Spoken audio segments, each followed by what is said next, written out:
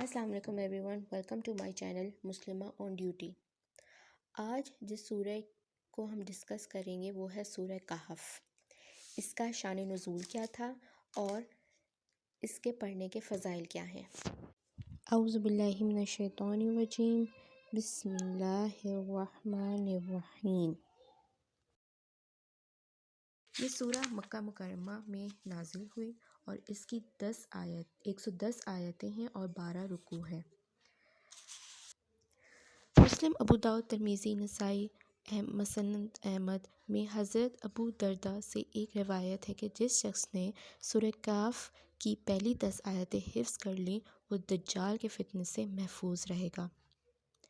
ایک اور جگہ روایت ہے کہ حضور پاک صلی اللہ علیہ وسلم نے فرمایا، جو شخص سورہ کہف کی پہلی اور آخری آیتیں پڑھ لے اس کے لیے اس کے قدم سے سر تک ایک نور ہو جاتا ہے، اور جو پوری سورت پڑھ لے تو اس کے لیے زمین سے اور آسمان تک نور ہو جاتا ہے۔ اب آپ خود دیکھ لیجئے کہ اس کو پڑھنے کے کتنے فائدے ہیں ہمارے پاس۔ اب آپ یقین کیجئے ہم نے ایسے کتنے جمعے ہیں جو ہم نے ضائع کر دیے ہیں اور ہم نے سورہ کہف نہیں پڑھا۔ اگر ہم ایک دن پہلے ہی اپنے دماغ کو پریپیئر کر لیں کہ کل جمعہ ہے اور مغرب کے بعد سے ہی ہم اس بات کا تہیہ کر لیں کہ سورہ کہف ہم نے پڑھنی ہے، جیسے ہی آپ کو ٹائم ملے، کیونکہ آپ کو پتہ ہے کہ جو اسلامی دن ہے وہ مغرب کے بعد سے ہی شروع ہو جاتا ہے۔ مغرب کے بعد سے ہی اپنے ہاتھوں میں یا اپنی زبان پر آپ درود شریف کا ورد کیجیے، اور جیسے ہی آپ کو ٹائم ملے آپ نے سورہ کہف کو پڑھنا ہے۔ کوشش کریں اس سے آپ ایک ہی گو تھرو میں آپ اس کو پڑھ لیں۔ اگر آپ اس کو جیسے ہی آپ کو ٹائم ملے، اگر آپ وقفے سے پڑھنا چاہتے ہیں تو یہ آپ کی مرضی ہے، لیکن کوشش کیجیے کہ اسے آپ ایک ہی نشست میں بیٹھ کر آپ اس کی پوری تلاوت کیجیے اور اس کو بالکل غور و فکر کے ساتھ پڑھنے کی کوشش کیجیے، کیونکہ اس سے ہمیں زیادہ ثواب ملتا ہے۔ اسی طرح بعض روایت میں کہ جو شخص جمعے کے دن سورہ کہف کی تلاوت کر لے اس کے قدم سے لے کر آسمان کی بلندی تک نور ہو جائے گا، جو قیامت کے دن روشنی دے گا، اور پچھلے جمعے سے اس جمعے تک کے اس کے سب گناہ معاف ہو جائیں گے۔ سبحان اللہ۔ یہ جو ہم کہتے ہیں نا کہ ایک جمعے سے لے کر دوسرے جمعے تو نور ہی نور ہوگا، اس نور کا کیا مطلب ہے؟ اس نور کا مطلب ہے کہ اللہ تعالیٰ ہمیں ہدایت دیتا ہے۔ آپ یقین کیجئے آپ کو کوئی بھی مسئلہ آ سکتا ہے تو آپ کیا کریں گے؟ آپ اللہ کی نظر میں ہوں گے۔ ویسے تو ہم ہر وقت اللہ کی نظر میں رہتے ہیں، اللہ سب جانتا ہے ہمارے بارے میں، لیکن کیا ہوتا ہے کہ ہم لوگ پھر جب ہم لوگ اللہ تعالیٰ کی عبادت کرتے ہیں تو اللہ تعالیٰ کے خاص بندے بن جاتے ہیں۔ اسی طرح سورہ کہف پڑھنے کا بھی ہمیں اسی بات کا سورہ کہف پڑھنے سے ہم اللہ تعالیٰ کی نظر میں آ جاتے ہیں اور اس کے نور میں آ جاتے ہیں، اور اللہ تعالیٰ ہمیں ہدایت دیتا ہے۔ اب ہم ڈسکس کرتے ہیں اس کے شان نزول کو۔ حضرت ابن عباس سے نقل کیا ہے کہ جب مکہ مکرمہ میں رسول اللہ صلی اللہ علیہ وسلم کی نبوت کا چرچا ہوا اور قریش مکہ اس سے پریشان ہوئے تو انہوں نے اپنے دو آدمیوں کو مدینہ کے علماء یہود کے پاس بھیجا کہ وہ لوگ کتب سابقہ یعنی تورات اور انجیل کے عالم ہیں۔ بہت دفعہ ایسا ہوتا ہے کہ جب کوئی انسان جو ہوتا ہے نا بہت کسی جگہ مشہور ہو جاتا ہے یا جس بات سے مشہور ہو جاتا ہے تو جو نہ چاہنے والے لوگ ہوتے ہیں وہ اس کی کھوج میں لگ جاتے ہیں کہ بھائی جو اس کے پاس علم ہے کیا وہ صحیح ہے، کیا وہ درست ہے؟ تو کیا ہوا کہ انہوں نے اپنے بندے بھیجے علماء یہود کے پاس بھیجے۔ وہ لوگ کتب سابقہ یعنی تورات اور انجیل کے عالم ہیں، وہ آپ کے بارے میں کیا کہتے ہیں؟ علماء یہود نے ان کو بتلایا کہ تم لوگ ان سے 3 سوالات کرو، اگر انہوں نے ان کا جواب صحیح دے دیا تو وہ اللہ کے نبی ہیں، اور اگر یہ نہ کر سکے تو سمجھ لینا کہ یہ باتیں بنانے والا ہے اور وہ رسول نہیں ہے۔ تو پھر انہوں نے کیا 3 سوالات بتائے؟ ایک سوال تو یہ تھا کہ ان سے ان نوجوانوں کا حال دریافت کرو جو قدیم زمانہ میں اپنے شہر سے نکل گئے تھے، ان کا کیا واقعہ ہے، کیونکہ یہ واقعہ بہت عجیب ہے۔ دوسرا، ان سے اس شخص کا حال پوچھو جس نے دنیا کی مشرق و مغرب اور تمام زمین کا سفر کیا، اس کا کیا واقعہ ہے۔ تیسرے ان سے روح کے بارے میں سوال کرو کہ وہ کیا چیز ہے۔ یہ دونوں قریشی مکہ مکرمہ واپس آئے اور اپنی برادری کے لوگوں سے کہا کہ ہم ایک فیصلہ کن صورتحال لے کر آئے ہیں، اور علماء یہود کا پورا قصہ سنا دیا۔ پھر یہ لوگ حضور پاک صلی اللہ علیہ وسلم کی خدمت میں حاضر ہوئے اور یہ سوالات پیش کر دیے۔ آپ صلی اللہ علیہ وسلم نے کیا کیا؟ آپ صلی اللہ علیہ وسلم نے سن کر کہا، فرمایا کہ میں اس کا جواب کل دوں گا۔ اب اس سے کیا بات آپ کی سمجھ میں آئی ہے؟